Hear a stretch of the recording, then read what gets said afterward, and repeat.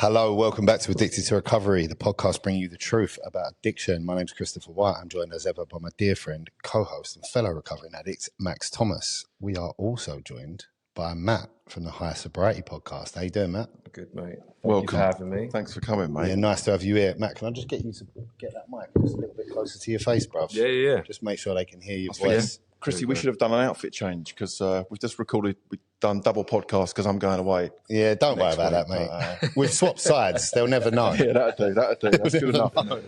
Yeah. Thanks for coming down, mate, from Kent. That's appreciate it. What'd you say? The enemy? The enemy, yeah. It always feels weird coming into Essex. I don't know why, but it's just like as soon as you cross that bridge, it's like the air's different, like the vibe's different. It's like people can tell that I'm from Kent. Yeah, no, it's all good, mate. Thanks. It's the wrong side of the water, bro. Yeah. But no, it's great to have you in. Look, we connected on Instagram a little while ago. Yep. Friend of the pod, Tanner. Mm-hmm. You had him on your podcast, right? And I asked him, I was like, who else is good? He's the one who put us in touch with Soul, who was on one of our previous episodes. Yeah. And he put me in touch with you as well. So thanks, Tanner, for getting us connected. Basically, the real reason we wanted to get you in today is because you're sober. Yep. But you're not in a 12-step fellowship. No.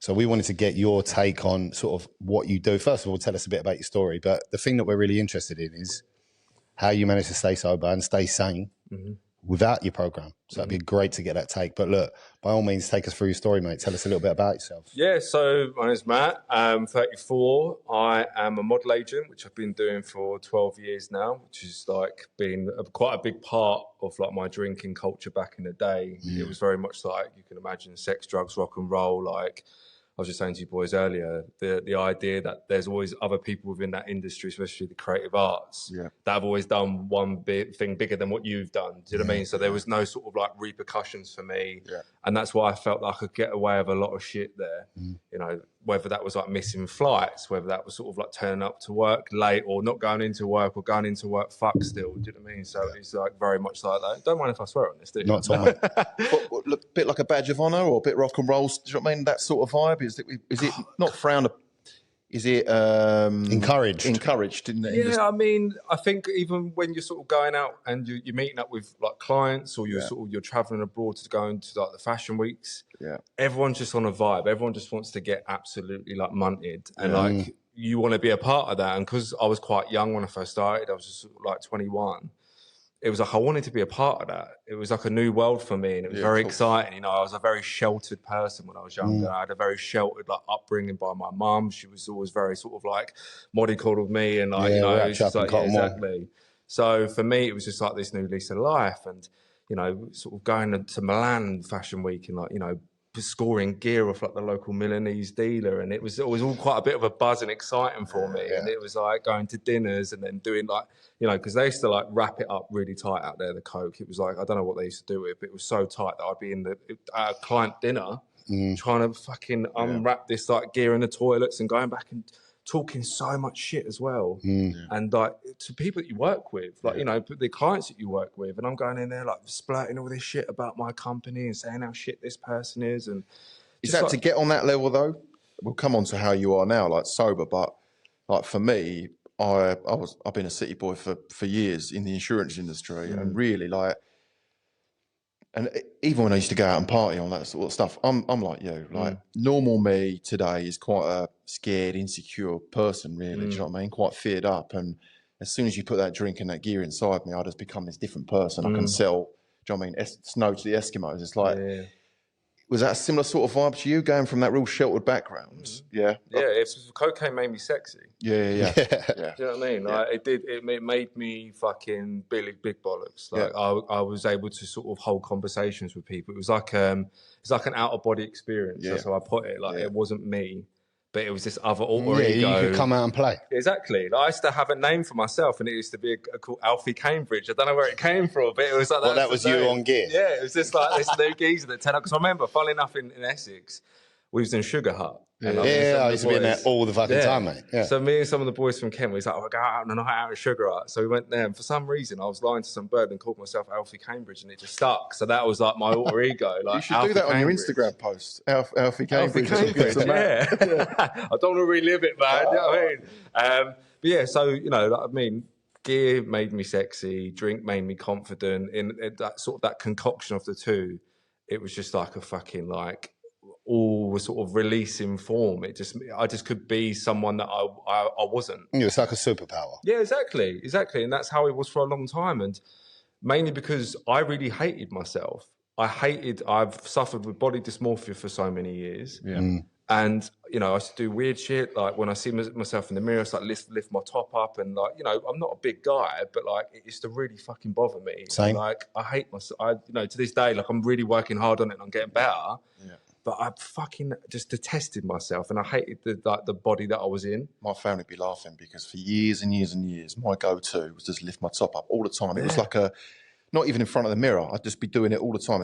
After I've eaten, I'd do it. You're like a tick. It was like that body dysmorphia stuff. I can relate to it now. I go to the gym twice on the bounce. I think I'm ripped. Yeah. I have a week off and I think I'm obese. Do you know what I mean? It's still with me now. Yeah. Still today. Yeah, I've struggled with that my whole life. Yeah. I was a little fat kid. Yeah, same. Right. And then, like, for example, my little brother was always shredded. Right. And my older brother, like, never had an issue with his weight or his body shape or body dysmorphia, whatever you want to call it, low self-esteem. I was like this little fat kid. Then I shot up when I hit puberty. Yeah. But I still have never been in the shape. I was either too skinny. My love handles were too big. Only in the last year when I've really dedicated myself to the gym. I mean, right now I've sort of fallen out of shape a little bit. Maybe a month, 6 weeks ago, I was really happy with my shape. Then I'm like, oh, I've done it now. Yeah. And I'm eating again. And I'm not training as hard as I was. We just mentioned on the last episode, it's like trying to find that balance, right? And just be consistent with it. But that body dysmorphia is a real thing. And the only person you're beating up, like the only person who's judging you is you. That's no one really. I was talking to a guy the other day and he went to a festival, I think, and he's quite a pale guy. And he was so concerned about taking his top off that he said he went down the Harvester, ate a massive roast dinner to change the way he felt. So he could just go into this festival and feel all right about taking his top off. But I can relate to that stuff. But the only person who is having a pop at him is himself. Yeah. No one cares. No one gives a fuck. But then I feel that's when you know you've kind of completed life, is when you don't give a fuck what anyone else thinks. Yeah. And I think we all struggle with that. But, you know, that's the point where I do miss drink and drugs. I miss having that blowout of not feeling how I'm feeling inside. Yeah. I miss feeling sexy and like, do you know what I mean? It's just like... Yeah. I do miss that element, and I'm not going to lie, sit here and be like, oh, everything's perfect. Like, I feel very comfortable in my own skin. Like, I miss escaping for a bit. Yeah, but it's an illusion. Of course it is, but that illusion at that time, like, I missed that feeling at that time. Yeah, like, do you know what I mean? Fuck it, let me get out of my head for a little while. And there's a reason it's called getting out of your head. Yeah. So you can get out of your head, because our head can be a painful place to be, right? Yeah. People who suffer with addiction, or anyone. But I think that addicts in particular. You know what I mean? That's why we use substances. To just shut the head up. Of course. There's a reason people shoot themselves in the head. To stop the voices, mate. You know what I mean? Yeah. It's like, I completely relate to everything you're saying. I always struggle with that stuff. I always, like you said, hated myself or just low self-esteem. I don't know if you can relate to this, coupled with huge ego. At the same time. Thinking I'm better than and worse than in the same breath. Yeah. What's all that about? Yeah. I think that's sort of pretty much restricted for our class of people. You know what I mean? But, yeah, I suppose in like egotistical way, it's kind of, I don't know whether it's the industry that I work in, but I've never seen myself as like a bit of like egomaniac at all. Like I'm kind of very much like the reserved character. Like I don't like being the centre of attention, but then I want the attention. Crave the attention at the same time. It's such a weird... Crave it, but don't want it. Yeah, and then when someone pays you a compliment, you're like, oh, no, you're all good. No, really, no, don't keep doing it because it makes you feel weird. Or they give you a compliment and you're like, well, yeah, obviously. Yeah. Like when birthdays come around. Mate. I know. When birthdays come around for me, I'm craving that attention, but when I get it, it's just like, I feel so awkward. Do you know what I mean? And it's... Yeah. I will even go the other way. What do you want for your birthday? I don't want nothing. I don't need nothing. Comes around, they don't get me nothing. I'm like, what? You ain't fucking got me nothing. Yeah. No one likes me. Everyone hates me. But it's a proper like vicious circle that was addiction in a nutshell, because I was so desperate to become something that I didn't want to become, but like it was just, and then once I became it, it was like, oh, I don't like it now. But it was, do you know what I mean? It was just like you sort of creating this fucking like character that you think is a great person, but then everyone's telling you how much of a cunt you are. It's like madness. Can you relate to them invisible boundaries that we step over? So you imagine, all right, I'll never do that. And then you do it. And then that becomes normal. And then there's another one. And you step over that boundary. Oh, yeah. Like, I'll never use in this situation. Yeah. And then you do it, and it's like, well, I've done that, I'll do it again. Yeah, do you know what? And it's really horrible to say this, but like cheating on ex-partners. Because I would only cheat on ex-partners when I was under the influence of either alcohol or high. Yeah. I would never do it sober, but it became a thing where I used to do this thing that a lot of people have done, is like self-sabotage. I used to destroy relationships because I didn't communicate. I couldn't communicate. Yeah. It was so hard to communicate with my partners. And the easiest case was, just go and cheat. And then once you've done it once, the next relationship, well, I did it in that one, I'm not happy in this one. And then she got rid of me in the end, but she never found out about it. So I'll just do it again because I don't know how to communicate my emotions with this person and I'm not happy. So what's the best thing for me to do? I'll just act the biggest arsehole I can and do shit to her. Yeah, sabotaging. Yeah, and I really hurt people. And that's one thing that I have to really live with now. But I always see it, because it's one of those things as well. Like, so many people sort of try and blame substances for a lot of stuff, but I, hand on heart, would never have done the things that I did sober. So I feel that they had a massive influence on it. But additionally, I wasn't mentally happy at that time. No. So any sort of external sort of emphasis on something is going to cause something. Do you know what I mean? The drugs was like that extra bit on top, the extra cherry on top. Yeah, and another argument for that is your subconscious has been use, because that's a good excuse for that behaviour. Because I used to do that stuff all the time. I would never have done that, it weren't me. But I made the conscious decision to take them drugs, use that alcohol, whatever it was, to make that situation okay, subconsciously. Yeah.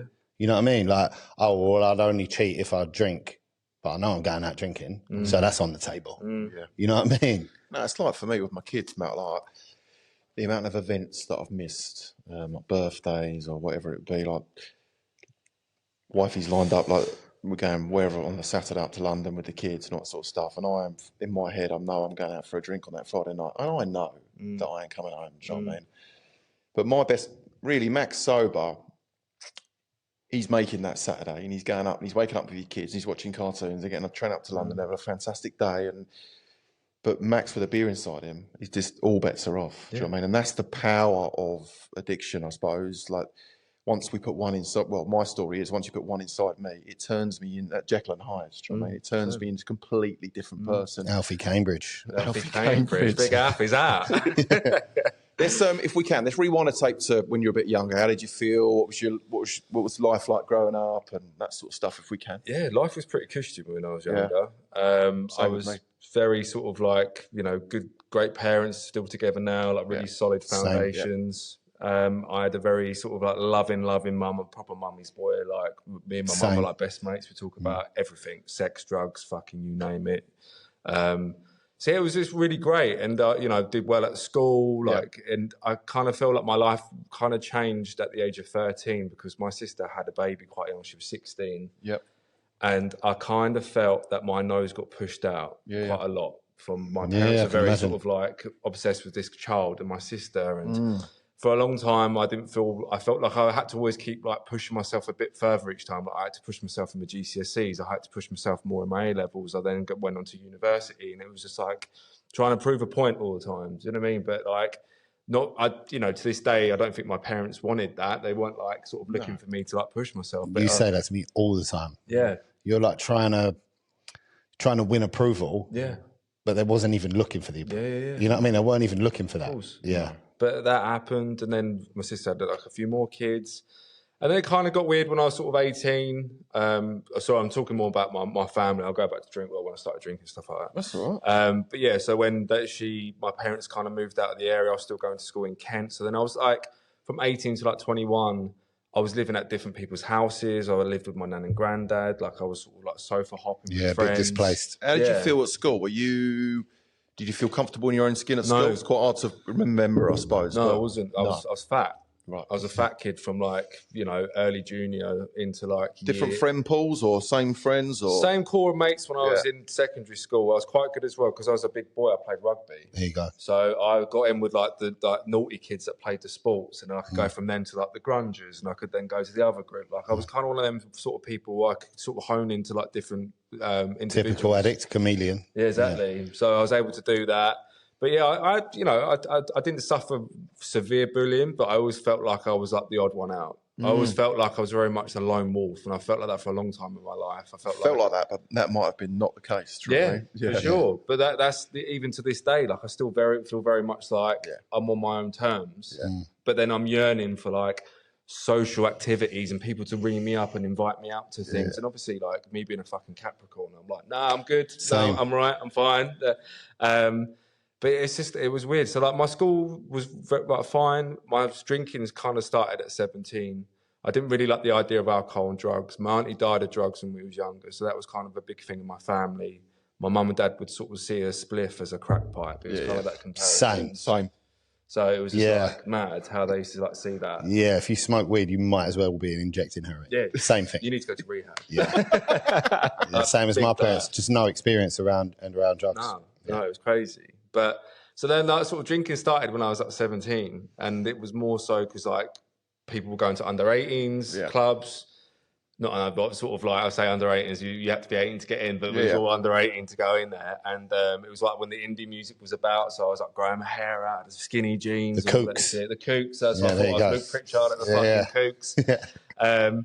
So that was all happening. It was just like this new lease of life, like going into a club. Like the idea of going out was basically just to drink as much as you could, like neck enough birds as you can, and then sort of go home. And good days, mate. Good days. That was a success. I kissed 3 birds, and it's the same birds that my mates kissed. And fuck it. Yeah. So that's all started out. So the drinking kind of was very much like Friday nights, go out for a few beers, or go to a mate's house, might have a little gathering. And then when I was about 21, at uni, is this? So, funny enough, university, I went to Portsmouth University, and then I left after 2 weeks because I was with my first ever girlfriend, and it was all like, she'd come down to see me 2 weeks in, and I was like, I can't live without you, I've got to come home. Like, I sort of left Portsmouth, come all the way back, and then I ended up going to a local university. So I didn't really have that university life. Yeah. But drinking at university was very much like, it was a lot. There was like, there were all these events that were going on during the week, and it was all like these £1 at this fucking club, it was £1 a drink and all that sort of shit. So it felt very much like, when I think back at it, it was more like a social thing. Yeah. It felt like it was kind of right at that time of my age. Yeah, of course, it's normal with that. Exactly. Yeah. But drugs came into it when I was like 21. I was going to the 21st birthday. A mate of mine bought a bag with him. We didn't really know what Coke was at that time. I was scared of it. Yeah. But it was like this really like luxurious fucking drug that none of my mates could afford to do it. Mysterious. Yeah. More like a London thing. I can remember my first line. Me and my mate scored like in just a boozer, and I was fucking petrified. It was one of those lines that I would never do that drug. Do you know what I mean? I've never smoked weed. Well, I rarely smoked weed. It weren't really a bit of me, but big boozer. And I think I just got introduced to it because it was like, have this and you'll be able to keep boozing for 5-6 hours more. Do you know what I mean? That was really how I fell into it. And I remember doing it, and it was so amateur.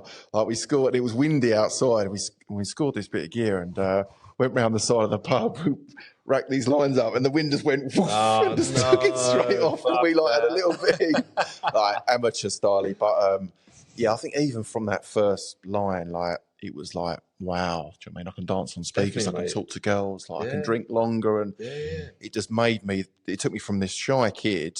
I was good at sport and I played loads of rugby like yourself, and it took me from this shy kid to this Mad Max came out, this alter ego, really. Yeah, he's Mad Max. Yeah. You'd have a good night out, I reckon. Alfie to meet up. Trouble. Alfie and Mad Max, Jesus Christ. But it's true though, that first line, because I remember doing it, we just did a fucking line on top of the toilet, and that was all I needed. I was just like, what the fuck is this? Where has this been?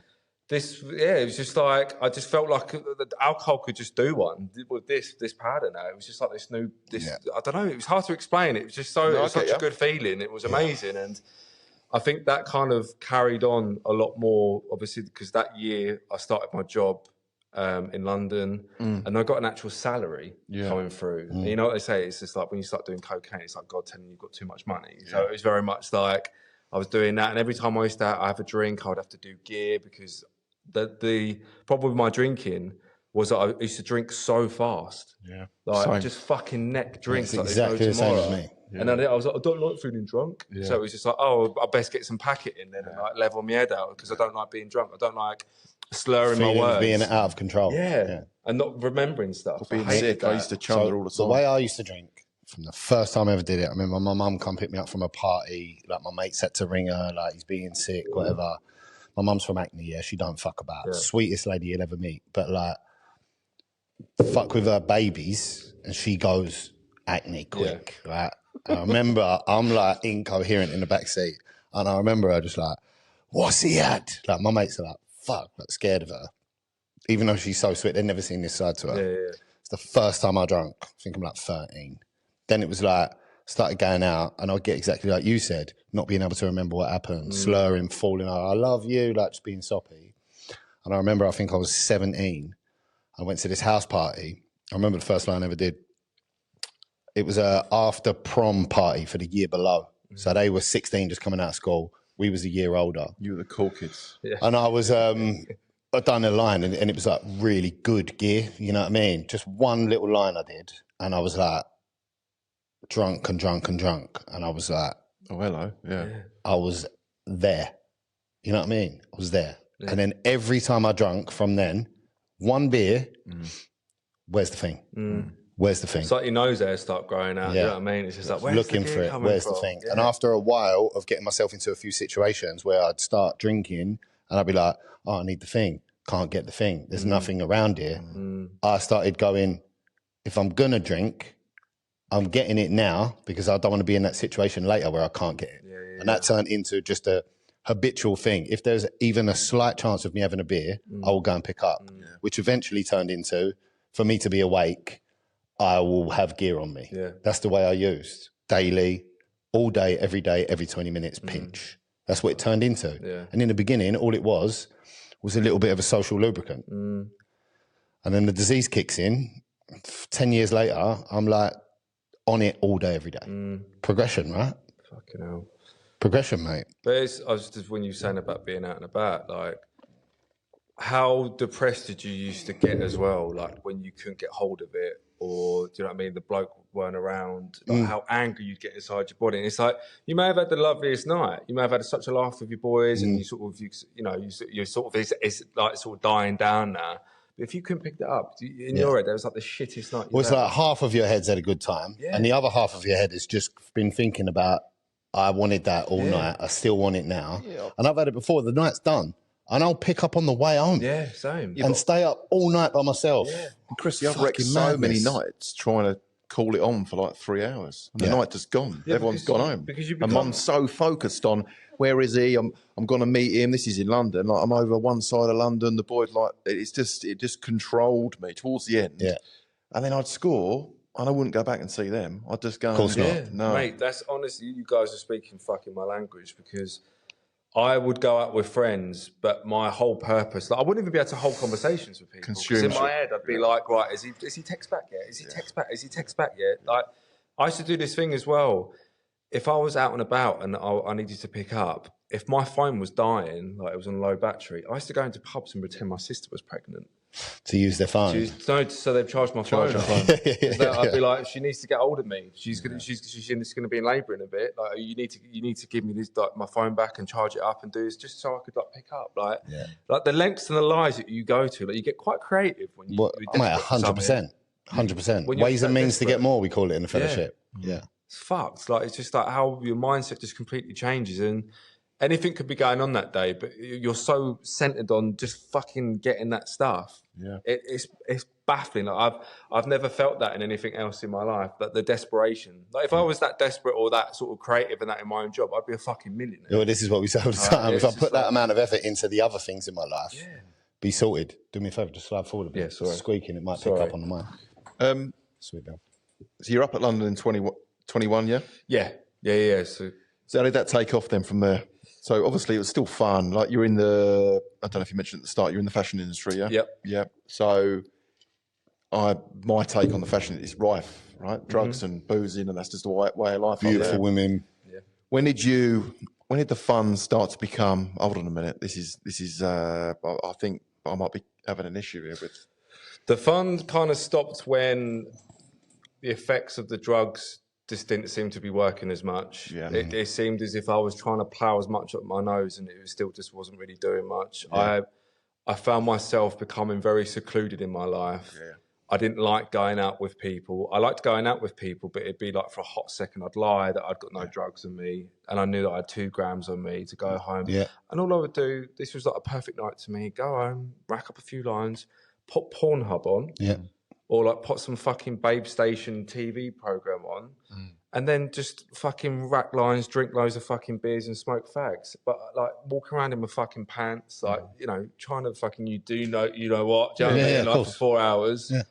And it was just like, that was perfect. Trying to find it for 4 hours. Yeah, it was, that was like perfect. And then going to bed, and I couldn't be asked to get up to get fucking tissue, so I'd like blow my nose into socks. Like all this yellow gunk all in my socks and like stuff like that. And I'll just lay there in my pit of mess, sweating. Yeah. But to me, that was a good night. Yeah. You know, as long as I came and I was high and that was it, I was just like, oh, wicked. Like, I don't need. I relate. Yeah. But sitting there as well, like I used to do this thing as well. Like when I was with exes, if they were like in another room or they were in bed, I would sit there and download Hinge or whatever, Tinder at the time. Yeah. Or do you know what I mean? And like, fucking do that whilst you're with. It's just that what makes you. I don't know. Like it was just so fucking weird to think back like that, and that's how my mind was. Like, it was just if I was just having this out of body experience, and I just didn't care. Was it affecting work at this point, or has it ever? I don't think it's ever affected work. I think I've always been quite solid, but the times when I used to go in and not go in, do you know what I mean, to work, when I used to lie, like I did a video today and I was saying how when I found out a family member was ill, that was like a golden ticket for me. Because I could be like, oh, Granddad's sick again. Yeah. Granddad's got to go back into hospital. Granddad didn't need to go back into hospital. Yeah. But I could eat like long that shit out for as long as I wanted. Yeah, it's a justification. Yeah, because as long as he's ill, I'm fine. And they don't know. Mine with my wife was, it's John's birthday tonight and it's Fred's birthday Thursday. Do you know what I mean? It was always trying to just find that excuse to go out. Once I had that excuse, I was off and running. Do you know what I mean? It was just all 8 people in the office and there's a birthday twice a week. I thought it was his birthday last week. Oh, no, he's doing that. That was Steve. But it was just a lot of that. And I think that's when I kind of felt that it was becoming quite problematic in terms of where I would just bring myself on my own and just having like little violent outbursts and getting very angry about things. And you know, when I was living with my parents, they would always know when I'd been on it because in the morning I'd be so snappy with them and I'd want to eat everything. And it was just like I just wanted to lay in my my own pit of shit. And my phone would always be on airplane mode because I was so worried about what people were going to say. And I had to give it the old 2-day maximum until I sort of like got back to people and I left it so people wouldn't have a go at me. And that fear of the night, do you mean after the night when you've had a heavy one? It's but just even awful. like because I used to drink a lot at work. Right. So I would go at lunchtime, I'd go, should we go for a pint? And it would be like me, I'd sink like 4 beers in like an hour. Everyone else had one, like normal people. Yeah. Then you go back and you're clucking because you've now hit that next level. You've broke the seal. Is massively. And then it's like, if I wait till 4 o'clock, then it might be a bit, not seen as a bit weird, but if I start doing it at 2 or 3, go to the shop, come back, but I'd go through the other entrance so they wouldn't see me come in.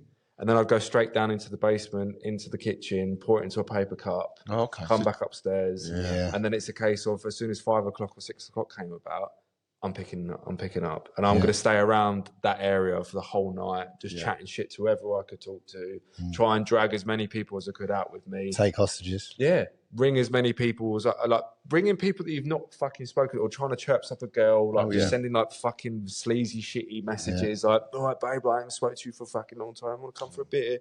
It's just like, that was me every week. Then that could be like twice a week, could be 3 times a week, could be once a week. But it was like, as soon as I hit that level, there was no turning back. Yeah. No. I was 1 to 100. I wasn't one of these fucking people that used to be like, let's go for a drink. Yeah. I'm like, we're going for drinks because the whole point of alcohol to me is to get absolutely fucked. Like, I've never had a pint in my life. No. It's because in my head, it's I've programmed myself where I need to be drunk if alcohol's touching my lips. Yeah, you're not doing it to enjoy the alcohol. You're doing it to get out your head. That's what I'm not romanticising the fucking situation. I say to you, Chrissy, I've never had a glass of rosé on the sofa with Mrs. ever. Do you know what I mean? It just wasn't. If I wasn't able to get out my head, and it just didn't interest me. I wasn't enjoying the situation. I used to go. We had a family home in Mallorca for years, and my brother and my dad laugh about it now, but we used to go out and I'd have 4 pints in the first hour. Just to, you say all the time, Chris, just to get back to zero, just to get me in the room, because I'd be so anxious and feared up. I'd have to neck as many drinks as possible just to get back to zero. But because I've got the disease of addiction, once I've had those 4 drinks, I'm off and gone. Do you know what I mean? The allergy is triggered. So what they say in AA is you have the first beer. Yeah. And the first beer has the second beer. The second beer has the third beer. Yeah. And then the third beer has you. Yeah. And then you're toast. Yeah. You know what I mean? And that's just always the way it goes. Like, this is why I was so interested in. So we'll get to, actually, let's sort of pump the brakes a little bit.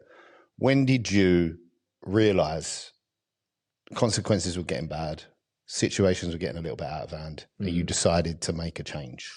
So it was with my most recent ex-partner. Me and her were living with each other, and drink became quite sort of the problem in most of our sort of arguments we'd have. It was the only thing that would create an argument or a situation. In what way? While you were drinking? Yeah. Or after? Well, whilst I was drinking, because the problem with me is that I could never back down from an argument. Yeah. I would just like, no, blah, blah, blah. And then it was just like, just let it go. But I couldn't. It was like inside me. Whereas like sober me, very like placid, like cool. All right. Yeah, tolerant. You're a bit of a cunt, but it's fine. I'll let it go. But this sort of kept happening. And last January on my birthday, we had like a big argument on my birthday because we was out and about, having a nice day, went for lunch, had something to drink.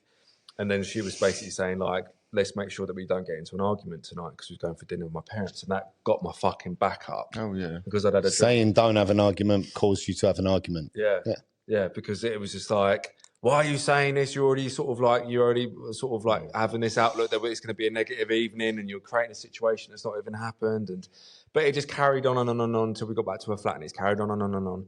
So me, being the big man that I am, went to my parents for the night. I was just get my dad to come pick me up, sobbing my fucking eyes out, like really crying about it all. And the next day I was just like, look, I really want to sort things out with you. Can we talk? So I went back to her flat, and she'd written out 6 different occasions on a bit of paper, right, where I'd like fucked up or I'd said something out of character. And I said to her, I was like, look, from tomorrow I'm never drinking again. I was like, I can't keep doing this to you. I don't want to hurt you. I want to save this relationship. And then I went completely cold turkey. Just stopped. That was January.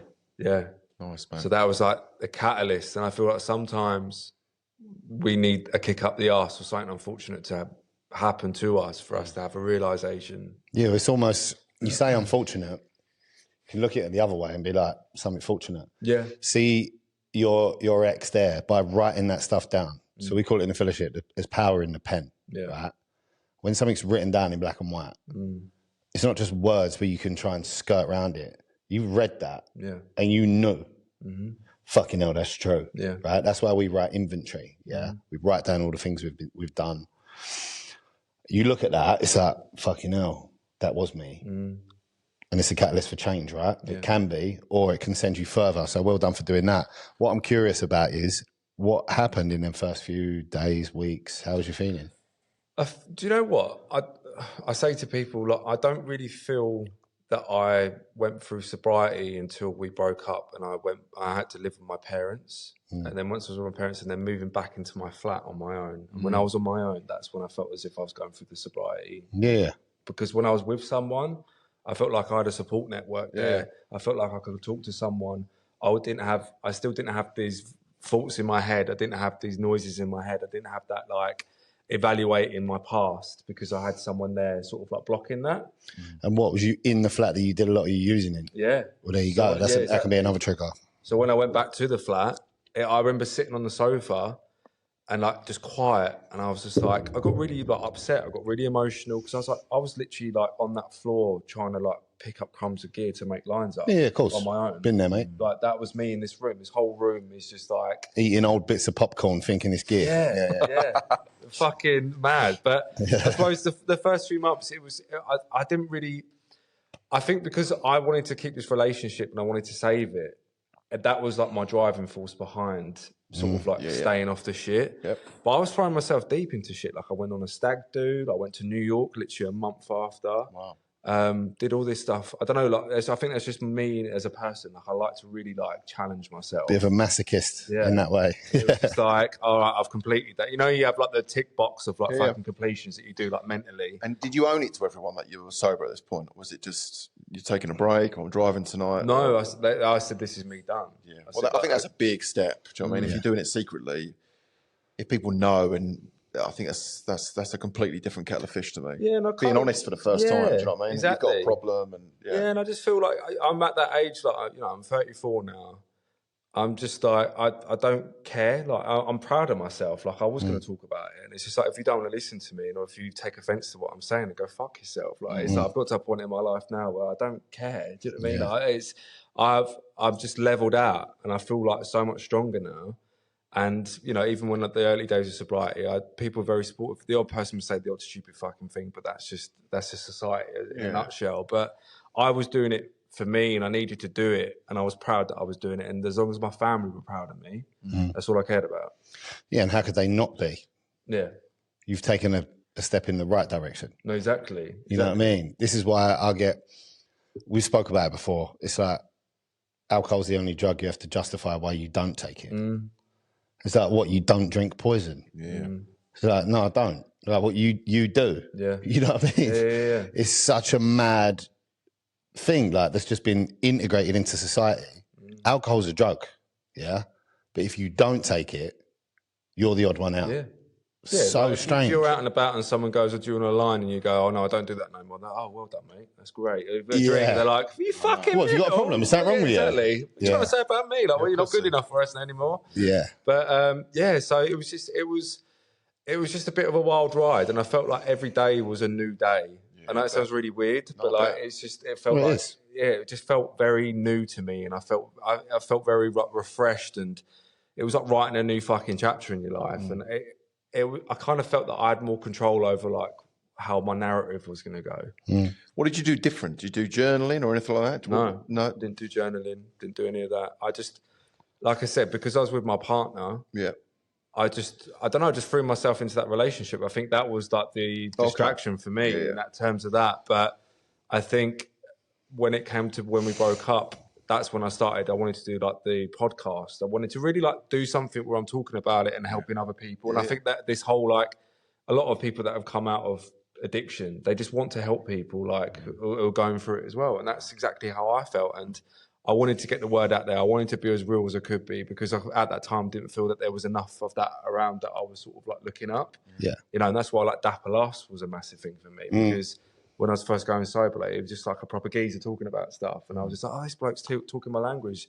The fact that I was doing what I was doing on my own doesn't feel weird now because he's talking about it. Yeah. Matt, we were shocked, honestly, when we were doing all the marketing and like putting our branding together for our podcast. And we sat down with our marketing guy, who's a mate of mine, and we were just shocked. Like, if you type in like addiction on the internet, you're just met with these images of like, it's just not like, it's either like building society websites, like you've done something wrong, fill in this form, like you're opening a new bank account, or like you just met with one of them as like a skull and crossbones, and it was just all neggy feedback. And so that's why we've gone for like dark, a bit of a more of a friendly, welcoming logo. It's like, so it's I totally get what you're saying about the Dapper Laughs and that sort of stuff, but I think it's because it's got to be, it's got to be tongue in cheek. Sometimes you have to laugh about certain situations. Of course we do. We laugh all the time. Yeah, exactly. Like, I had fun.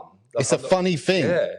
It's like, I'm not going to sit here being like, drinks the devil, like, blah, blah, blah. Like, it's like, I had a good time on it. Like, I just had a bad relationship with it. Yeah. It's funny, though, because we learn the opposite of addiction is connection, right? Yeah. So when you come into the fellowship, we're in NA, you're taught to share your stuff and connect to other addicts. And, like, you've found connection by your social media stuff on your own, which is you're doing a similar sort of thing to what we do in recovery, but you're doing it your own way, which I find wicked. Like the social media stuff, like you're connecting to others, helping other people, and two of the fundamental things that we learn in recovery. Yeah, funny enough, what you said there about helping other people. So step 12 is we go out and take this stuff to other people.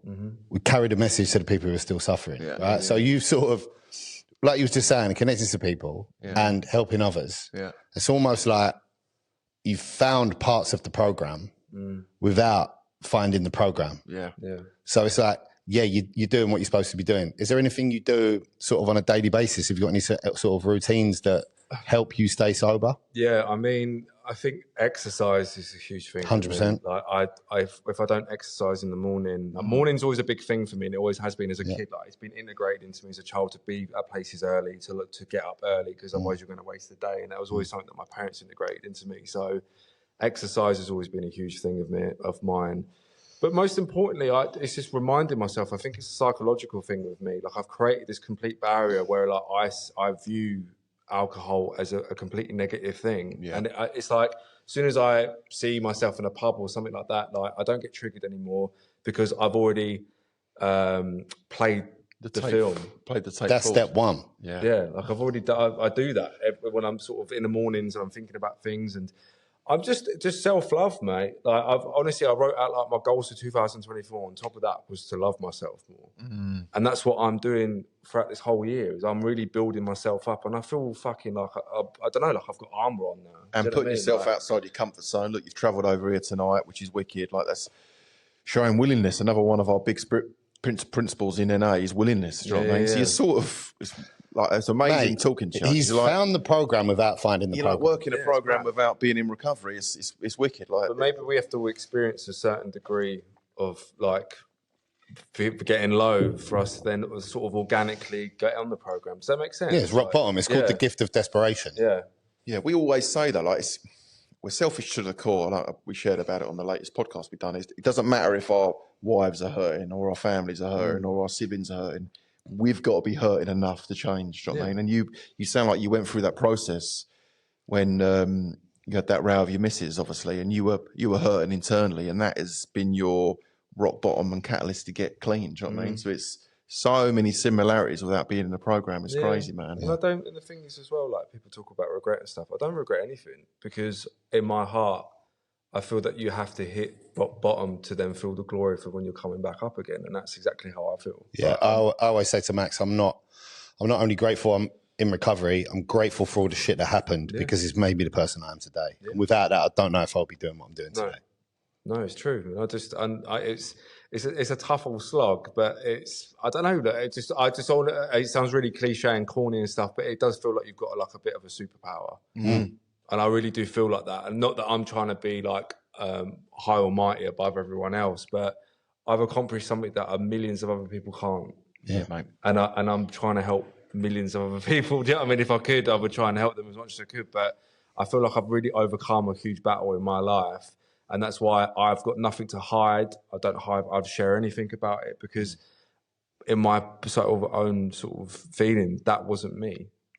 But we've been given this opportunity. Like I'm 5.5 years clean, but 5.5 years ago, like I was the worst version of myself. Yeah, like just an awful person, morally completely wrong, just breaking down barriers, just doing horrible stuff, and the worst version of myself.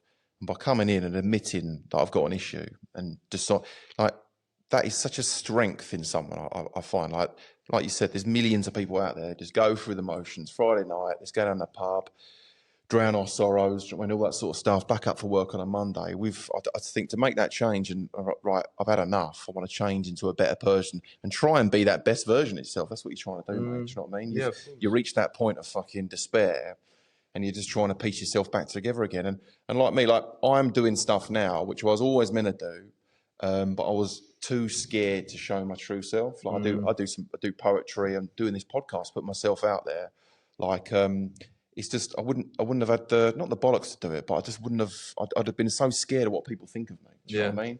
Or he's getting vulnerable. Like he's having a cry. He's actually telling us how he genuinely feels. Like not how you doing, Matt? Yeah, I'm good. Inside, you're absolutely in the gutter. Do you know what I mean? That's how I used to be. Yeah. I would have had a massive barney with my missus, like leave the house, go up to London with brokers, and just laugh it off. That was just trying to fit in that just wanting to people please and just be this person. It was just a Do you think it's a difficult thing for men in general still? Like, as much as it's there's a lot more out there for guys, but I still feel that it's definitely implemented into men to still not show your emotions, to still not be vulnerable, and that's why so many young men commit suicide. That's why. Look, I do, but where I've been in the program 4 years now. Yeah. Where I'm so used to seeing like grown-ups, big, like, used to be fucking handfuls, some of these geezers, getting so vulnerable. It's almost been, I've almost been programmed now, like, that's okay. You know what I mean? But when I first come in, I remember there's a fellow we've had on the podcast, Darren, right? He went through something and he was coming to meetings and he was breaking down, but he was sharing it. And after about a week, he was still sharing it, but he weren't breaking down anymore. He's like, he got it all out. And I'll never forget it, right? He went through a real tragic thing in his life. And to see that man come in, and he was an handful, lively geezer, share his stuff, get vulnerable, work through it, come out the other side and stay clean. Yeah. It was almost like, fucking hell, like, if he can do that, I'm pretty sure there's nothing that could happen in my life that I wouldn't be able to get through. Yeah, and you have newcomers coming into that meeting, Matt, and thinking, fucking hell, when he's 15 years clean, it's Darren, thinking, wowzers, do you know what I mean? If he can get upset, and it's just that ripple effect, isn't it? If he can get vulnerable, I can get vulnerable. And that's, I suppose, how recovery works, Chrissy, isn't it? Yeah, I would say, there's still a lot of stigma around in society, like, big boys don't cry and all that. What you're talking about, don't talk about your feelings, comes a lot from, like, our parents' generation. Yeah, massively. It's going to be different for our kids, you know what I mean? I know it is, because we're a lot more open about that stuff, mental health awareness, etc. But I'm sure, like, my friends, there's still a lot of that going on. It's different for me, because I've been exposed to so many men getting vulnerable. So it's like, that taboo's gone for me. But yeah, guaranteed, in society, it's still rough, 100%. But that's a lot of the time. Like, people drink and use because they can get vulnerable. Do you know what I mean? Like, a lot of the times at 5 a.m, we're in the kitchen saying, love you, mate. Then the next day, it's like booking holidays with each other. Like, I've never met you guys. You know what I mean? We'll be millionaires. And we won't. Forget what I said last night, all that sort of stuff. That was a cocaine talking. You know what I mean? So it's either they drink on a Friday I used to drink on a Friday to shut off the misery, and then drink on a Friday to get vulnerable to your mates so you'd never get vulnerable. It was, so I can see the appeal, because if you ain't got an outlet, if you aren't comfortable and can talk to your mates sober about, I've got a lot going on at the moment, I feel quite depressed. Do you know what I mean? This is not me. I'm just talking. But it's I just think you ain't got any other outlet, Chrissy. Do you know what I mean? It's like your only outlet is to do it down the boozer. Yeah. But then again, that's why for generations and generations, the pub has been the main source of most men. It's like the meeting point for most men. Do you know what I mean? Like working men's clubs and stuff like that. But it's funny how the people that we needed to communicate our emotions to, we never did, but we was happily able to communicate with the people that we didn't need to do that with. Yeah. Does that make sense? Like, if you've got a partner that you need to talk about, you'll go and bitch and whine about her and talk about stuff to, like, some random cunt that you just met in a pub, instead of actually talking to her face to face. Have the conversation with the person that can actually make the change. Exactly. But it's backwards thinking. But that's why it's, like, you talk about AA and CA, but I think that's why it's great. I think, because I talk about how a lot of rehabs and stuff like that, I find it all very elitist. I find a lot of, people can't just fuck off to Thailand for a month and, like, stay in, like, this, like, amazing rehab center and stuff like that. So I think it's great. And also the fact that it's a safe space for people to just go and be themselves and talk about their stuff. So, I've been once. I went to a meeting. Yeah, I went about a month ago, because there was one. There's so many. There was like one every day of the week. But I had nothing to do. It's Friday night, sitting there. I was like, fuck it, I'm just going to go. Yeah. And it was good. Yeah, nice. The problem that I had with it was my own personal thing, is I felt that I should have done it at the start of my sobriety. No, that's in your head, man. But that's how I felt. That's how I felt, because I was in there and I was just like, and also like the use of God. And also I found that scared the shit out of me, mate. Yeah. But the writing as well, it was very much he. There was no she. And there's women in that meeting. That's one. It was written in 1935. Yeah, no. But that was just all that. So was it an AA or CA meeting? AA. Yeah. Right. So at CA they work out the same book. Yeah. Our fellowship we go to NA, not promoting. No. It was written a little bit later. The what's it called? The language is a lot more inclusive. Yeah. Right? It's a little bit more updated, and it focuses on the disease of addiction, not a specific substance. Right? I guarantee that you will benefit from working the steps. Yeah. Formally. Yeah. You know that stuff you were saying about, I just don't want to give a fuck what people think about me in so many words. By going through the 12 steps, it takes that away. All them little things that you're like, if that's a trigger or this thing, or, you know, you were saying about stuff in the past, you get to lay all that to rest. You know what I mean? That's why. You'd be an absolute asset to any fellowship, honestly. You would. And look, well done for doing it on your own. I'm not saying, you got to go and do this. That's not what we do. No. We ain't preachy at all. No. It's just that if you are an addict, nailed on, for me and for basically all the people that come before me in the fellowship, call them our predecessors, the ones that work the steps and stick to it, they're the ones who stick around. You know what I mean? Yeah. So I would implore you to go and take another look. Yeah, I want to. That's the thing. I sort of done it, and then the latter stages, I'm like, I do want to go back, because I made a friend there as well, and he was just sort of texting me every week, being like, "How are you, mate? How you getting on?" That's blah, that blah, connection, blah. And that was great. And like we said, we'd meet up for coffee. Like, we haven't done it yet, but I feel like I want to go back and I want to give it another go, because I feel like because I spoke in the first meeting as well, which I was quite proud of myself for doing. Wicked. Like, That's brilliant. Because I just wanted to do it, because it was quiet, no one else was talking. I was just like, look, fuck it, I'm going to do it. And got some surprised looks when they were like, "Oh, you're in 6 months and you've not done it with any of this." I was like, no. But I feel like I've hit a wall. That's where I'm at the moment. Plateau. Yeah, I'm like, because even with the social media stuff, like, as good as it is, like, I'm now becoming addicted to that in an unhealthy way. That's that cross addiction. Yeah. So that's what's going on at the moment. I'm sitting on my phone, I'm scrolling TikTok, I'm putting videos up and seeing how many likes I'm getting and doing this. And then you're forgetting the sole reason you're doing it. Like, you get good messages coming through being like, "This has really helped me out." But it's now becoming a thing of like, I've never been on my phone that much. I never used to be fucking bothered about like taking pictures, doing all this jazz. And now all because of this. And I'm worried that I'm good sobriety is who I am now, and I'm more than what sobriety. Do you see where I'm coming from? Like, you don't want it to be your identity. No, exactly, and that's what worries me at the moment. So it kind of feels that I need to try something to then sort of open my mind to other avenues. This whole thing we do is all about enlarging your spiritual life, right? And when your spirit is enlightened, it's very hard to feel negative about things, because you see things for what they truly are. You know what I mean? Yeah. What's important, what isn't, and it's like, it sort of lays it out for you. The whole thing is, I know you mentioned the God word scared you off. Yeah. Me too. Yeah. Right?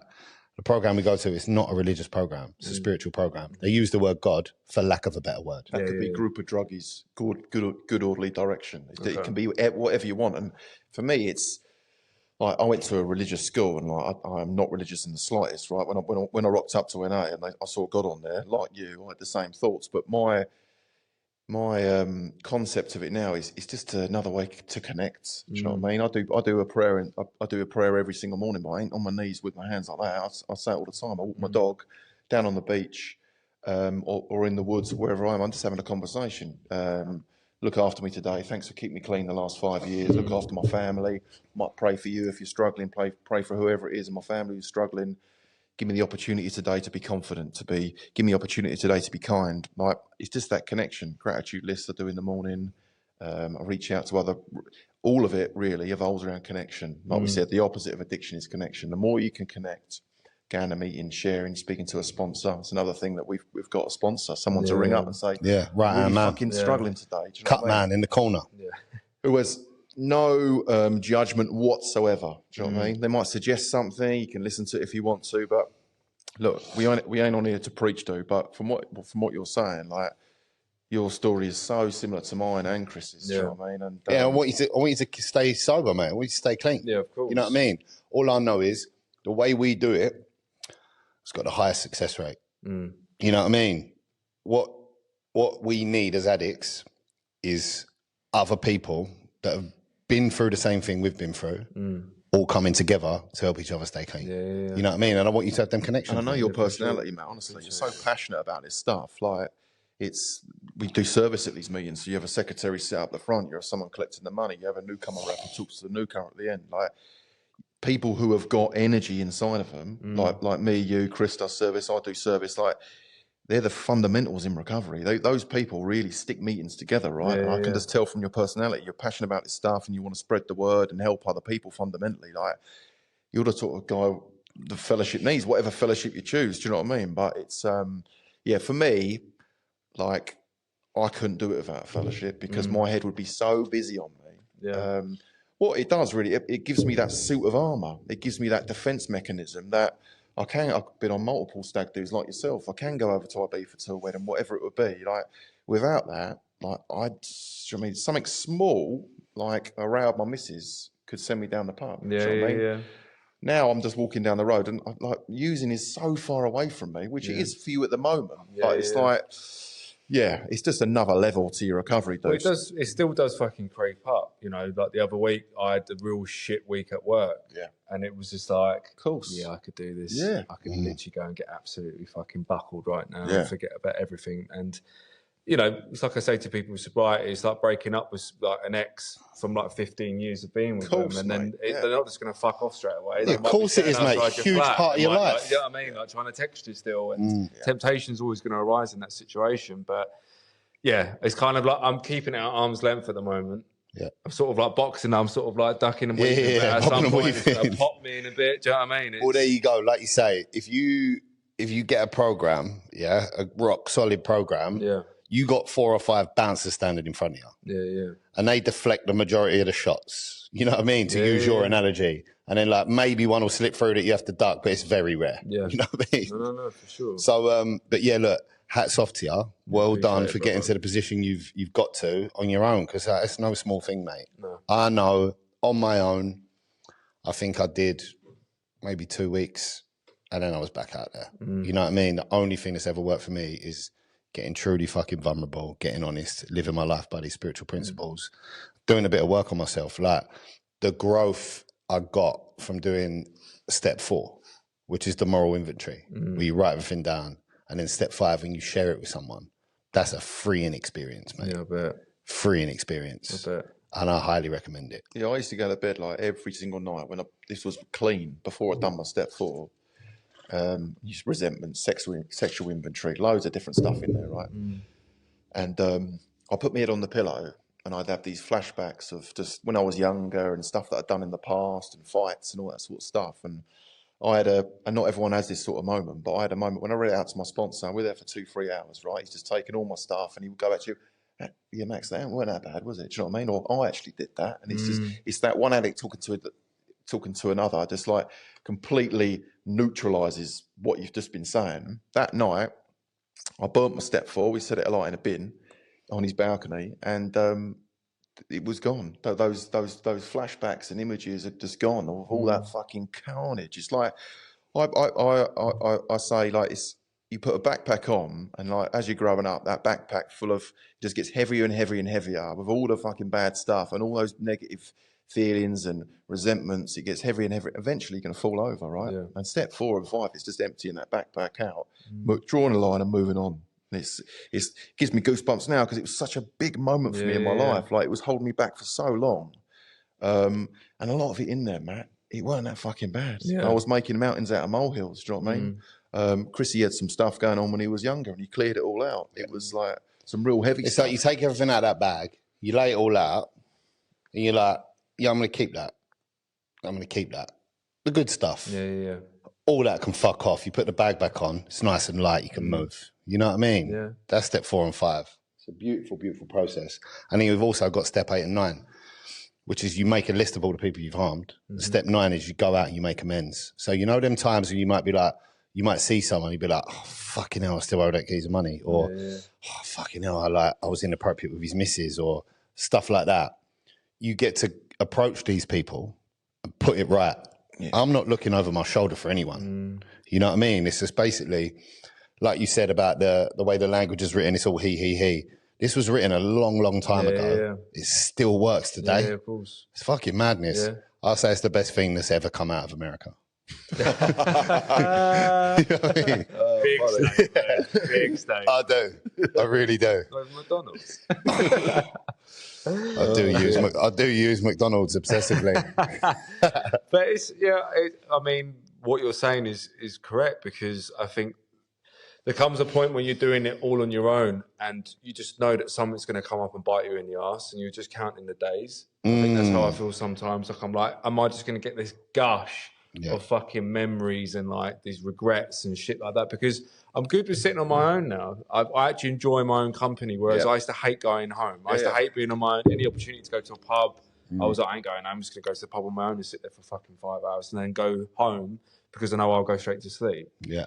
But now it's just like, I do sit within my own thoughts. I'm not looking to go out, but I'm gradually feeling more comfortable in my own skin. That's what I'm trying to say. Yeah. And it's like, shit isn't bothering me as much, but I feel like I need something. What's next? What we're doing now? You've got a head start, because what you said at the start, you're halfway there in your program. You admitted you fucked. That's step one. You got a bit of hope that there's recovery. Like, that's step two. Faith in step three, where you really say, right, I'm going to give this my best effort. 4, 5, we clean the closet. 6, 7, we look at our defects of character and our assets. 8 and 9, we say sorry. Chris didn't say, you don't say sorry to everyone. Do you know what I mean? If it's going to cause more harm than good, we don't. You don't go up to the drug dealer that you ripped off and try and make an amends. You know what I mean? We leave that one. So you're halfway there, dude. Can we talk about your podcast for a bit? Yes, mate. Right? Yeah, of course. I've seen so much of your stuff, and it's wicked, and the guests you've had on are great, and I love your promotion and all that sort of stuff, mate. So obviously, we know where the idea came from, but how's your experience been doing that? Yeah, it's been great. The idea of it was predominantly because I work in the creative arts. I wanted to interview individuals from the creative arts. So that would be like models, that would be DJs, that would be like actors or actresses. You know what I mean? So it was like, I felt that the creative arts was quite a dark industry, and people from the outside looking in sort of saw it as this and only this, and didn't really understand people's stories. But it was surprising for me. Like, the first guest I had on there was a guy called Rich, and he was one of the models that I used to look after. And I didn't realise that he had a crack addiction. Yeah. You know, you're brushing shoulders with these individuals and working with them on a day-to-day basis, and you don't even know what their backstories and going on in their personal lives. Is it all addiction-based, your podcast? All addiction, yeah. Nice. So it's been amazing, and it helped me. I saw that as like proper therapy. Yeah. Because when we talk to each other, it's like a little meeting. Yeah. So again, you're doing your little meetings as well. So without you even knowing it, you are working a program. Because me and Chris have a chat for an hour. I class that as a meeting because it's one addict talking to another. Do you know what I mean? So it's amazing how you found a program without being in recovery. It's wicked to hear, mate. It was great. The only fucking downside was because I used to do it during my lunch break. Oh, right. And then doing that and getting that deep with people, and then coming back to doing work, I was like, fuck me. Like, it's exhausting, mate. Really, I come out of here like done. Yeah. You know what I mean?